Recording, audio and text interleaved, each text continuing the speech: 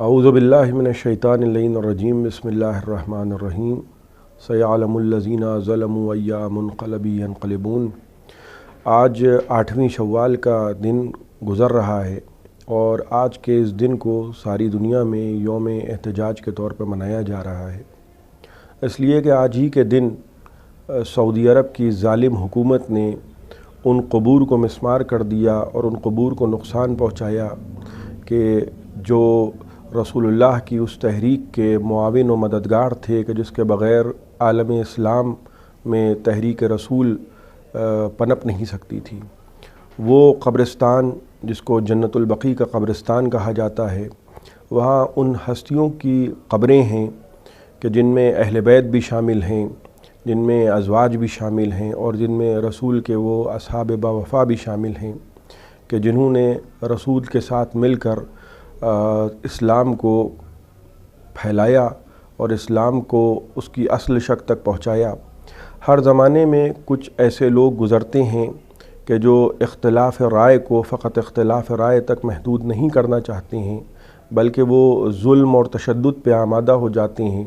کہ اگر ان کی رائے کو تسلیم نہ کیا جائے یا ان کی باتوں کو نہ مانا جائے تو وہ ظلم اور جبر پہ آمادہ ہوتے ہیں۔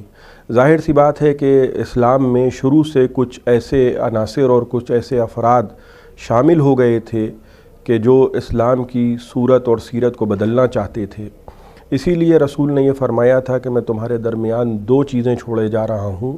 ایک اللہ کی کتاب ہے اور دوسرے میرے اہل بیت ہیں۔ ظاہر سی بات ہے کہ وہ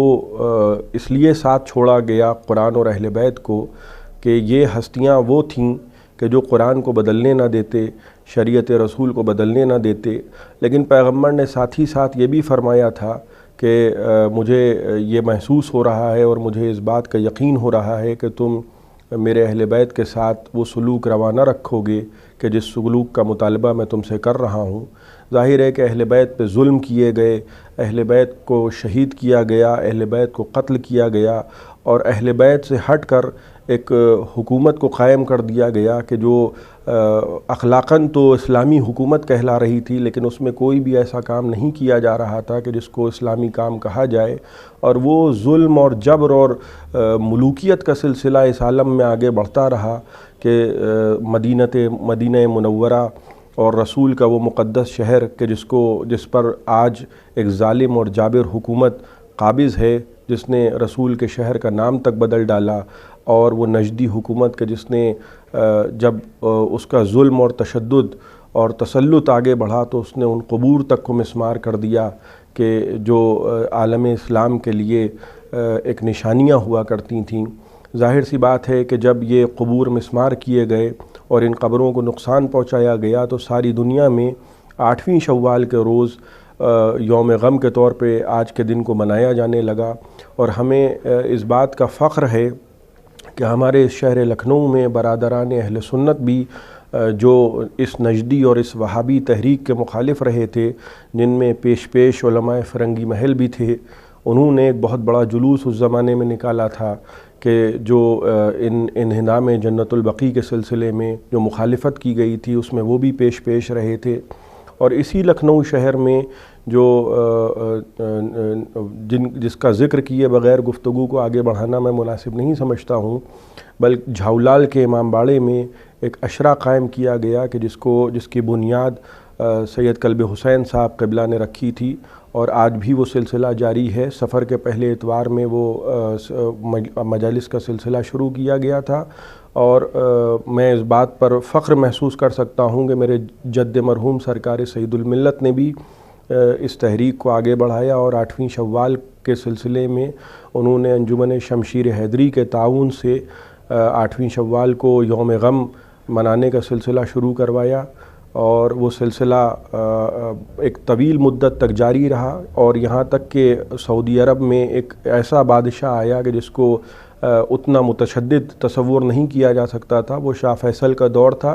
جس زمانے میں سرکار سید الملت نے جد مرحوم نے علماء نجد سے یہ استفتاء کیا تھا کہ اگر آپ کے نزدیک قبر پر کوئی تعمیر کرنا جائز نہیں ہے تو کیا کسی بنی ہوئی چیز کو قبر پہ اگر رکھ دیا جائے تو آپ کے نزدیک اس کا کیا حکم ہے؟ تو اور علماء نجد نے اس میں فتویٰ یہ دیا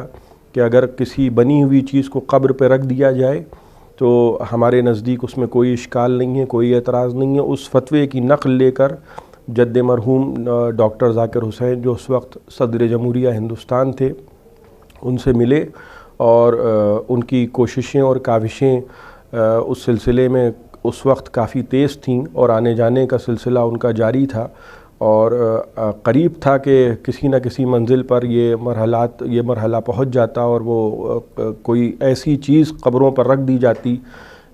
کہ جو قبے کی شکل اس کی اور قبے کی حیثیت اس کی ہوتی۔ لیکن جب دہلی سے ایک ملاقات کر کے ڈاکٹر ذاکر حسین سے وہ واپس ہو رہے تھے، اور بعد میں ان کے ساتھ جو ایک شخصیت جو ان کے معاون و مددگار کے طور پر جو مختلف کاموں میں ان کے ساتھ رہتے تھے، وہ ڈاکٹر عمار رضوی صاحب بھی ساتھ تھے، جن کو وہ اپنے ساتھ شیعہ کالج اور دیگر قومی کاموں میں اپنے ساتھ رکھتے تھے، وہ ساتھ تھے۔ اور وہیں سے واپسی میں اسی جنت البقیع کے کاموں کے سلسلے میں آمد و رفت سے واپسی میں ہاپوڑ کے قریب ٹرین میں ان کا ہارٹ فیل ہوا اور ان کا انتقال ہوا۔ تو یہ دو عظیم الشان سلسلے جو لکھنؤ میں احتجاج کے شروع ہوئے، ساری دنیا میں ظاہر سی بات ہے اب تو احتجاج ہو رہا ہے، اور اب کوئی کونا ایسا نہیں ہے دنیا کا جہاں 8ویں شوال کو یوم غم کے طور پہ جس کو نہ منایا جا رہا ہو، اور اب تو 6، 7، 8 ایک پورا سلسلہ رہتا ہے مجالس کا۔ ہم دعا کرتے ہیں، احتجاج کرنا اس لیے ضروری ہوتا ہے اور احتجاج کی آواز کو بلند کرنا اس لیے ضروری ہوتا ہے کہ جیسے جب اپنے حق کا مطالبہ کرنے کے لیے امیر المومنین علی ابن ابی طالب علیہ السلام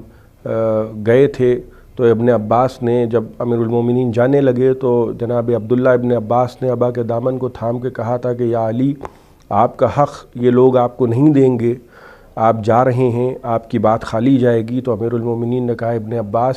اگر میں نے صدائے احتجاج بلند نہ کی اور میں نے اپنی آواز کو بلند نہ کیا تو کل یہی لوگ یہ کہہ دیں گے کہ اگر علی کا حق تھا تو مانگا کیوں نہیں۔ لہٰذا صدائے احتجاج کو بلند کرنا بہت ضروری ہوتا ہے۔ کربلا در حقیقت ظلم کے خلاف ایک صدائے احتجاج ہے، اور ظاہر سی بات ہے کہ جب احتجاج کی صدائیں بلند ہوتی ہیں اور یا حسین اور یا عباس کی صدائیں بلند ہوتی ہیں تو ظالموں کے دلوں میں ایک گھبراہٹ ضرور ہوتی ہے، اور ہم آج کی تاریخ میں کیونکہ اتنی قدرت نہیں رکھتے ہیں کہ ان قبروں کو تعمیر کرا سکیں، مگر ہم اس دن کے لیے دعا کرتے ہیں کہ جب ہمارے امام کا ظہور اس دنیا میں ہوگا اور ہم یہ دیکھیں گے کہ جنت البقیع کے اس مقدس قبرستان پر پھر سے اسی رونق کے ساتھ، اسی شان و شوکت کے ساتھ وہ قبور تعمیر ہوں گے۔ ہمارا جنت البقیع پہ آرام کرنے والی اس مقدس شخصیتوں پر ہمارا سلام ہو، ہمارے آباء و اجداد کا سلام ہو، ہمارے آنے والی نسلوں کا سلام ہو۔ خدام زہرا ایک ایسا ادارہ ہے کہ جس کے زیادہ تر افراد کو میں بخوبی جانتا ہوں، اور یہ میں کہہ سکتا ہوں کہ اپنے علاوہ اگر میں کسی کی ذمہ داری لے سکتا ہوں تو یہ وہ ادارہ ہے کہ اس سے منسلک جو افراد ہیں میں ان کے لیے یہ جملے کہہ سکتا ہوں۔ اور یہ ادارہ رمضان میں راشن کی تقسیم سے لے کر محرم میں اور جناب سیدہ کی شہادت کے ایام میں اور شبوں میں اور دیگر مختلف مذہبی کاموں میں یہ ادارہ مسلسل اپنی پوری قوت و توانائی کے ساتھ گامزن ہیں۔ یہ لوگ کافی حد تک کے جو کام کرتے ہیں وہ خود اپنی جیب سے کرتے ہیں، کچھ تعاون ان کو باہر سے ملتا ہے۔ اور اس وقت یہ جو یوٹیوب چینل، جو خدام زہرا یوٹیوب چینل جس پر آپ مجھے براہ راست دیکھ رہے ہیں، یہ بھی انہی کی ایک کاوش ہے جس پر یہ تمام تر علماء کے بیانات مختلف موقعوں پر اس کو نشر کرتے رہتے ہیں، اور میں چاہتا ہوں کہ آپ حضرات سب ان کے ساتھ جڑیں، ان کے ساتھ تعاون کریں تاکہ ہمارا ثواب عند الزہرا دوبالا ہو جائے۔ السلام علیکم ورحمۃ اللہ وبرکاتہ۔